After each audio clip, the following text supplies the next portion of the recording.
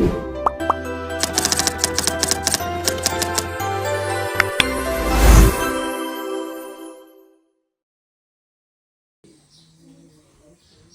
Assalamualaikum warahmatullahi wabarakatuh. Waalaikumsalam warahmatullahi wabarakatuh. Bagaimana kabarnya hari ini? Baik. Ada yang tidak hadir? Tiada. Semua ya? Yes. Jadi pembelajaran hari ini kita tentang sistem pencernaan manusia. Kan kemarin kita itu sudah belajar tentang, ada yang ingat? Ya, Mumun? Belajar sel, Ibu. Oke, terima kasih Mumun. Jadi hari ini kita akan mempelajari tentang sistem pencernaan manusia. Ada yang ingin Ibu tanyakan? Apa yang terjadi dengan makanan kira-kira setelah kita telan? Ada yang tahu?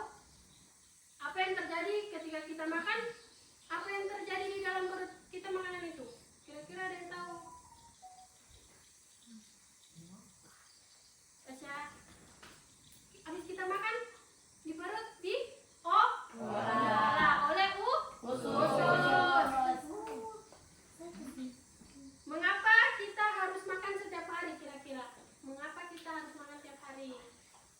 Ada yang tahu? Mengapa kita harus makan setiap hari? Aras, kenapa kau harus makan setiap hari, Aras?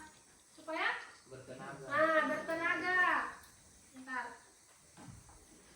Jadi, kenapa kita harus makan tiap hari? Supaya kita bertenaga, supaya kita fokus dalam belajar.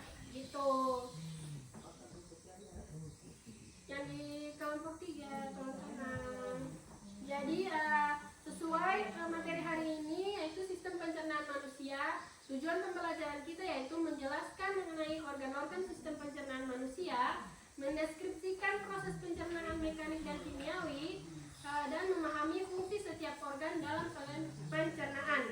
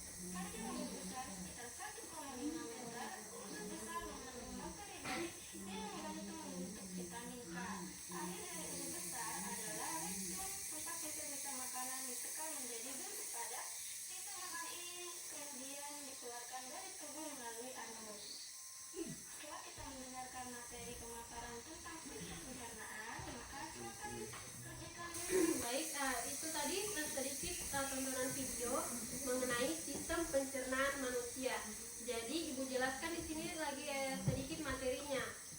Bisa perhatian ke sini semuanya. Karena kita tidak punya proyektor, Ibu bacakan saja ya. Jadi pengertian sistem pencernaan merupakan rangkaian organ yang bekerja untuk mencerna makanan menjadi zat gizi. Fungsi utamanya yaitu mengubah makanan menjadi zat gizi, kemudian menjadi energi. Organ utama pencernaan yaitu dari pertama yaitu mulut, kemudian ke kerongkongan, lalu ke lambung, lalu ke usus ada berapa? Usus halus, usus besar, kemudian yang terakhir berlabuh di anus atau rektum. Mulut kira-kira berfungsi untuk apa ya? Ada yang bisa jelaskan mulut? Untuk mengunyah makanan menggunakan air liur. Air liurnya kita ini tidak sekedar air liur, tapi air liurnya kita ini mengandung namanya enzim. Enzim yakni enzim amilase yang memecah protein. Biasa kalian makan nasi. Nasi ini kan ada rasanya kayak rasa manis-manis. Pernah makan nasi? Nasinya terasa manis? Pernah toh? Cuma nasi saja, terus pakai lauk. Nasinya saja kalian makan. Nah, biasa itu ada rasa manis-manisnya. Itu kerjanya enzim, namanya enzim amilase. Ngerti? Enzim amilase namanya itu yang merubah karbohidrat menjadi protein. Kemudian ke kerongkongan. Kerongkongan ini ialah saluran yang terhubung ke mulut, lalu ke lambung. Proses namanya dalam kerongkongan itu ada namanya gerakan, namanya proses peristaltik. Biasa kalau laki-laki minum, ada yang gerak-gerak di tenggorokannya. Nah, minum kalian, baru kayak gerak begitu. Nah, itu namanya gerakan peristaltik. Peristaltik. Coba telan ludahnya kalian. Bergerak tak? Tenggorokan? Nah, itu namanya gerakan peristaltik. Kemudian ada lambung. Lambung ini berfungsi untuk mengaduk makanan, menghasilkan asam lambung dan enzim pepsin, di mana tempat pencernaan protein.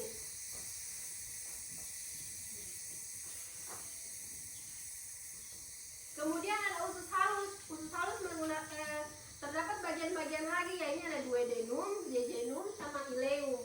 Di sini tempat pencernaan enzimatis dan penyerapan nutrisi. Makanan-makanan yang kalian makan itu kayak nasi, ayam, kan ada nutrisinya kayak vitamin A, vitamin B, vitamin C, vitamin D, ada lemaknya.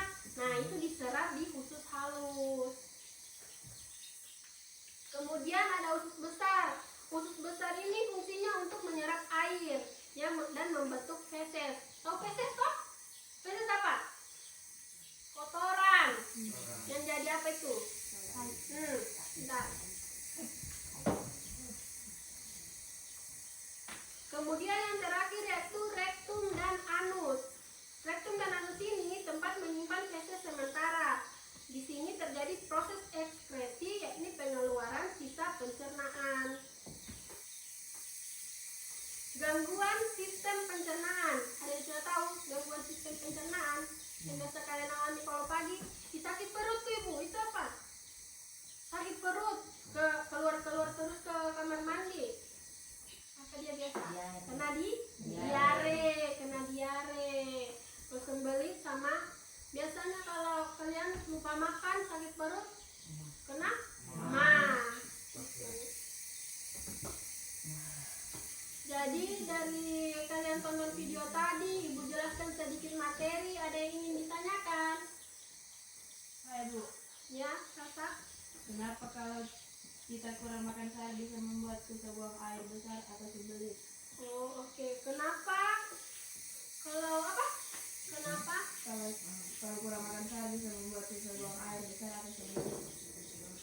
Kenapa kalau kita kurang makan sayur bisa membuat susah buang air atau sembelit?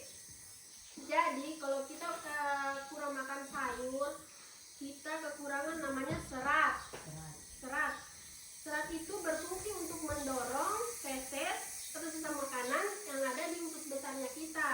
Kalau seratnya sedikit, feses jadi susah keluar. Itulah sebabnya kurang sayur dan bisa sembelit. Kalian tahu apa yang bisa bekasi encer feses? Makanan buah-buah, buah apa kira-kira? Ada yang kalian suka dengar? Buah apa? Pepaya. Pepaya. Kalau kalian makan pepaya itu bisa bikin lancar pencernaan. Apalagi ya? Buah naga, tahu? Buah naga, itu juga bisa bikin lancar pencernaan. Jadi di sini ibu bagi LKPD. LKPD-nya cara mengerjakannya di sini ada studi kasus. Studi kasus di kelompok 1, 2, dan 3 itu berbeda-beda. Nanti kelompok 1, kelompok 2, kelompok 3 mempresentasikan materinya. Setelah kelompok 1 sama kelompok mempresentasikan materi, ibu buka sesi pertanyaan. Semuanya harus bertanya satu pertanyaan ke satu kelompok. Oke, mengerti? Oke, ibu bagikan ya. Ini kelompok 1. Kelompok 2.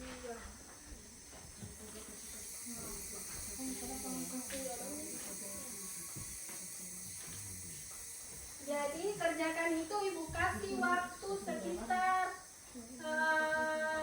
15 menit untuk mengerjakan.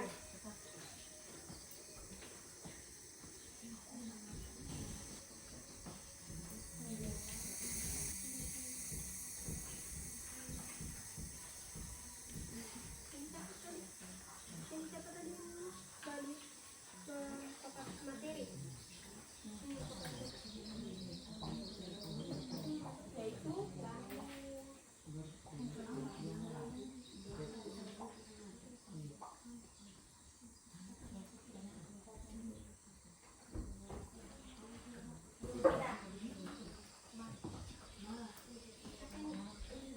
Bapak.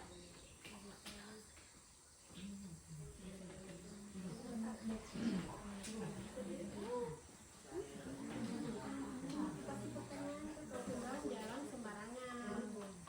Pilih makanan higienis, banyak minum air, konsumsi makanan rumah, langkah konkret bawa bekal dari rumah. Pastikan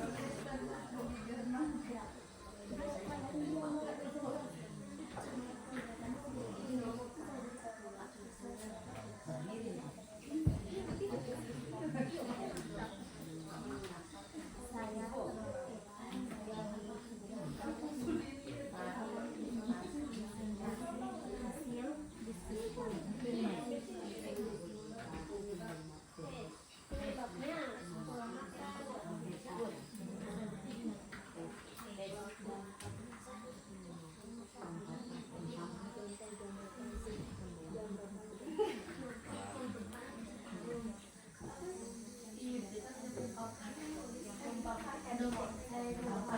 Saya akan memakai tikus.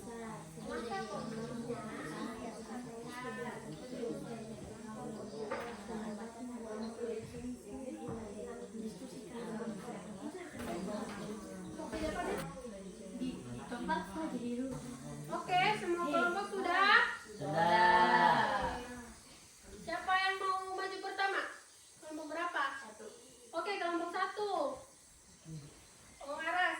Maju, Aras. Ini, Aras.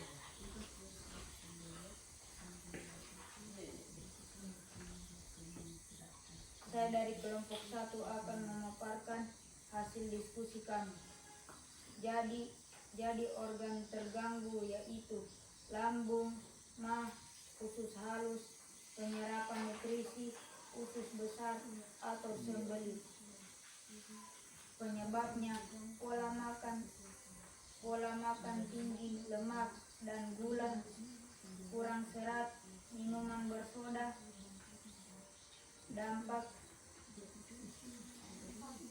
Dampak jangkau panjang, gangguan pencernaan kronis, obesitas, diabetes, kanker usus.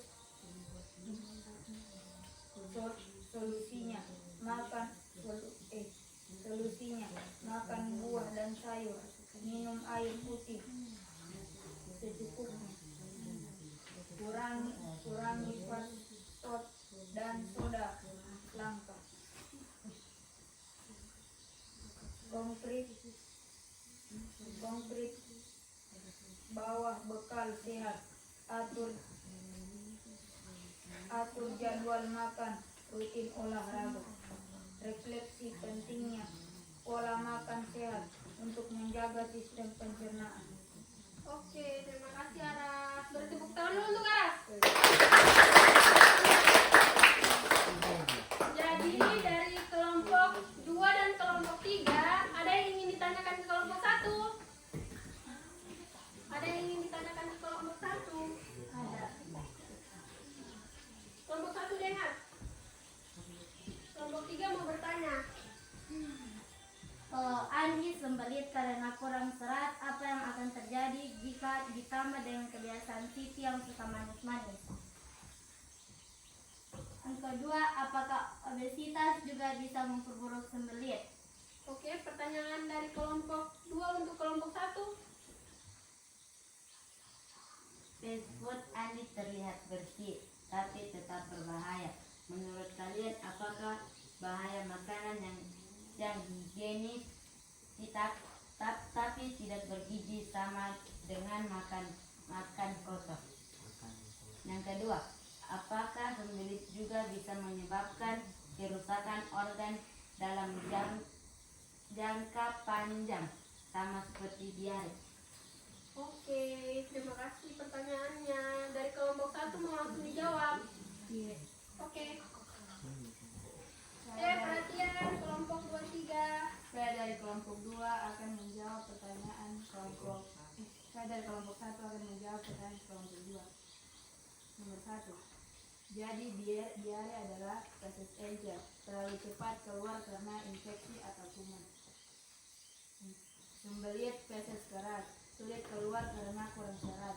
Bedanya pada penyebab infeksi feses pola makan, dampak langsung kehilangan cairan feses penumpukan sisa makanan.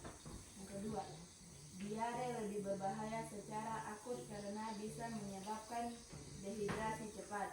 Sembelit berbahaya dalam jangka panjang karena bisa memicu wasir atau kanker usus. Pertanyaan dari kelompok 3 lagi. Oh, Firman yang jawab. Saya Kelompok dari 3 dengar. kelompok 1 akan menjawab pertanyaan dari kelompok 3.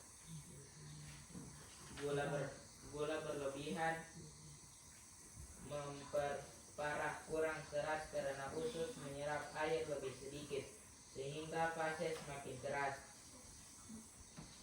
Jika Andi mengganti fast food dengan camilan manis, maka muncul masalah baru, obesitas, diabetes, serta tetap sembelit karena masih kurang serat. Oke, terima kasih Firman. Itu saja. Kita beri aplaus untuk kelompok berapa? 1. Kita bilang wow. Kayaknya ibu lihat muka-muka kelompok 2 sama 3 ini tegang. Kita ice breaking dulu ya. Kita ice breaking. Bisa berdiri semua.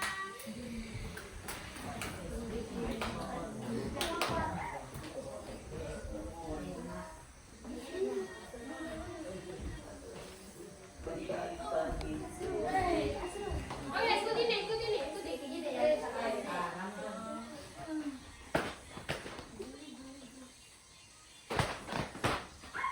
Pelan-pelan dulu ya, pelan-pelan. Suaranya.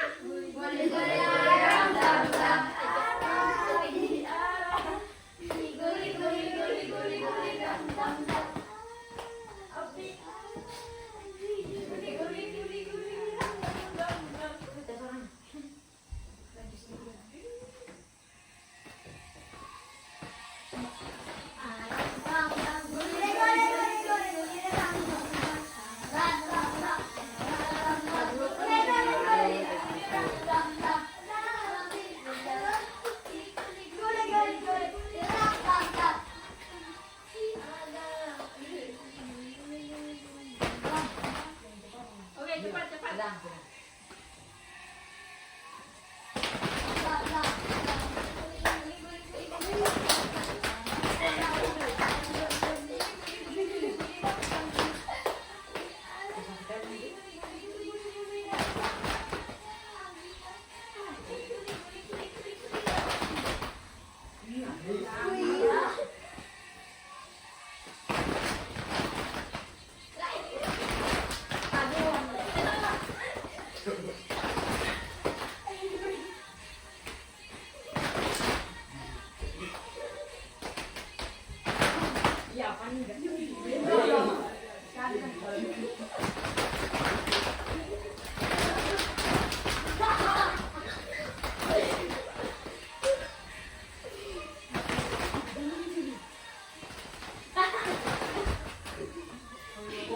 Oke, peserta.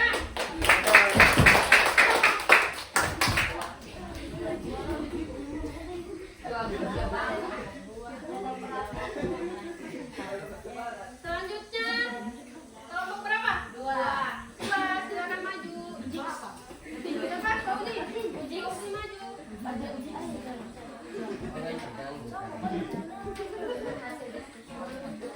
Sini.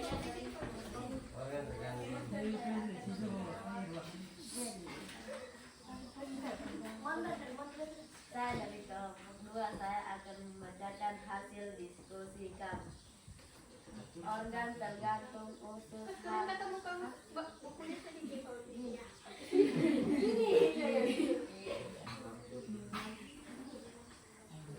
organ tergantung usus halus dan usus besar. Penyebab makanan tidak higienis minyak tidak sehat, kemungkinan kontaminasi bakteri, dampak jangka panjang, dehidrasi, Kelompok kekurangan yang lain diam.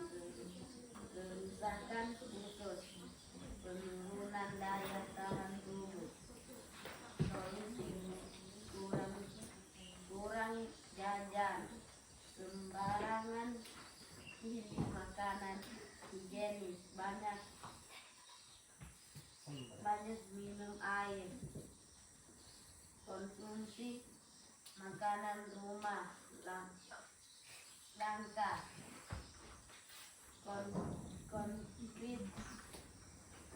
konkret bahwa bekal dari rumah, pastikan makanan bersih, konsumsi probiotik, refleksi menjaga kebersihan makanan sama pentingnya dengan memilih makanan bergizi. Oke, bertepuk tangan untuk Fauzi.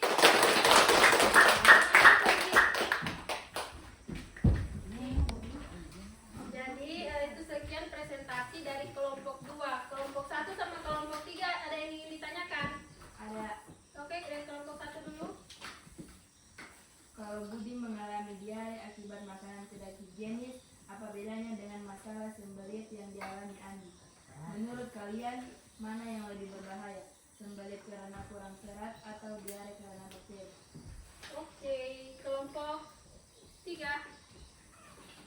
Kalau Budi sering diare, tubuhnya bisa kekurangan gizi. Apakah hal ini mirip dengan masalah gizi yang dialami Siti karena terlalu banyak gula?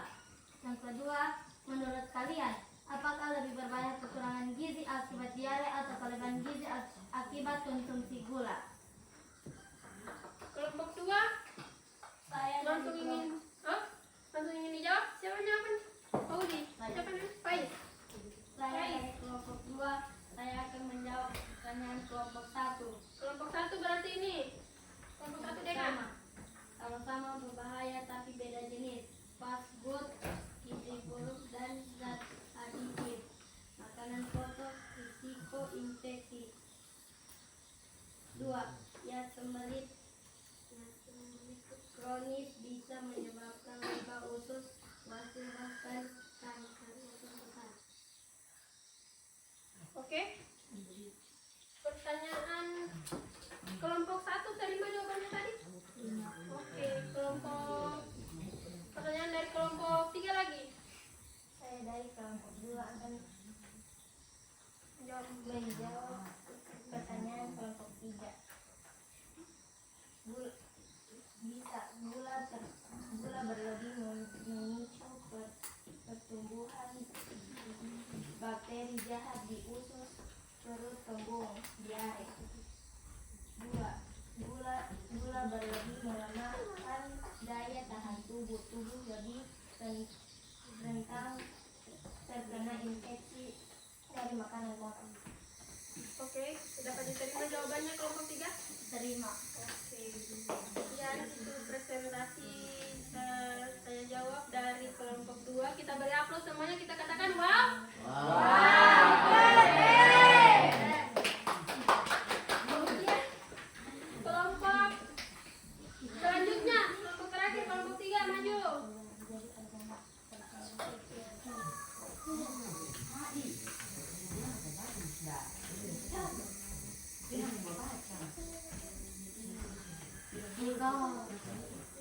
Assalamualaikum warahmatullahi wabarakatuh. Yang lain kelompok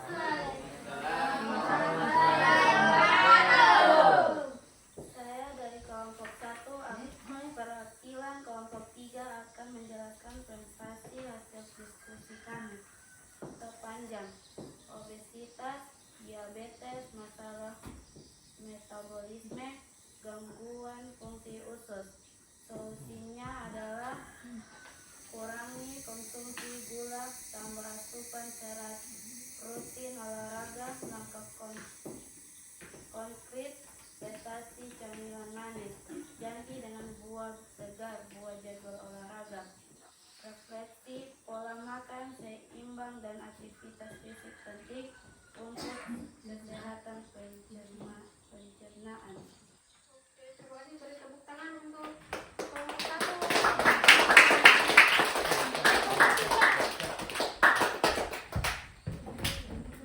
Itu presentasi dari kelompok 3. Kelompok 1 dan 2, pertanyaannya Ada. siapa yang ingin bertanya di kelompok 1? Firman. Firman. Kelompok 3 dengar. Bagaimana hubungan konsumsi gula berlebihan dengan sembelit yang dialami Andi? Jika Andi mengganti fast food dengan camilan manis, apakah masalah pencernaan akan teratasi atau justru muncul masalah baru? Oke, terima kasih pertanyaannya, kita kumpul. Kemudian kelompok 2 bertanya ke kelompok 3. Kalau Siti suka makan manis, apakah ada kemungkinan dia juga bisa terkena diare atau masalah lain di usus? Yang kedua, bagaimana hubungan gula berlebihan dengan sistem imun tubuh terhadap infeksi makanan? Oke, Saya perwakilan dari kelompok 3 akan menjawab pertanyaan dari kelompok 1. kelompok 1 dengar. Yang pertama kombinasi berbahaya, sembelit makin parah, obesitas, diabetes, serta penumpukan racun di usus. Yang kedua, lemak menekan usus, gerakan usus lambat, sembelit makin parah. Saya akan menjawab pertanyaan dari kelompok 2 lagi. Yang pertama, mirip karena sama-sama tidak seimbang. Budi kehilangan nutrisi, Siti kelebihan nutrisi tapi tidak sehat. Yang kedua, dua-duanya berbahaya. Kekurangan gizi cepat melemahkan tubuh, sedangkan kelebihan gizi menyebabkan penyakit kronis. Oke, terima kasih kelompok 3. Pertanyaannya tadi dapat diterima semua? Dapat. Oke. Kita beri aplaus ke kelompok 3. Kita katakan wow. Iya.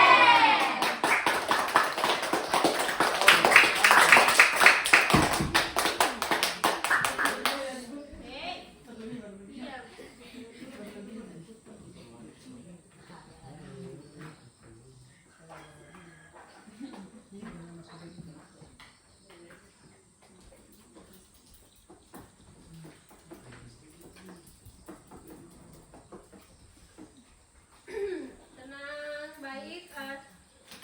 Ibu rasa sampai di sini materi hari ini. Dari semua materi, paparan materi yang Ibu sampaikan, dari hasil diskusi, kira-kira ada yang dapat menyimpulkan Saya, di atasnya? kalau mau pencernaan kita sehat, kita harus makan makanan bergizi, banyak buah dan sayur, minum air cukup, dan jangan terlalu sering makan fast food atau jajan sembarangan. Ya, baik Tasya, betul sekali. Kalau mau kalian sehat, jangan sering makan fast food. Kalian tahu tuh fast food? Tidak. Makanan cepat saji kayak KFC. KFC itu makanan cepat saji, kalian tinggal makan kayak sosis. Nah, itu sosis itu namanya fast food, makanan cepat saji. Dia tanpa melalui proses masak yang kayak ibu-ibu masak di rumah.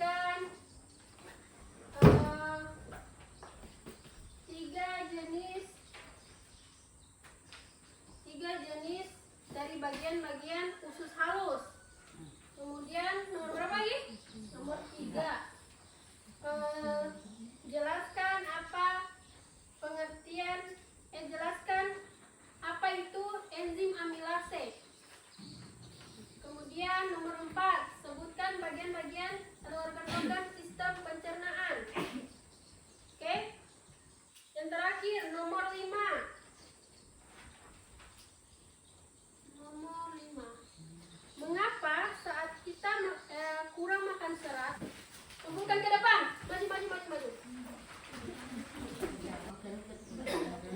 Baik, duduk dulu. Ibu mau tutup.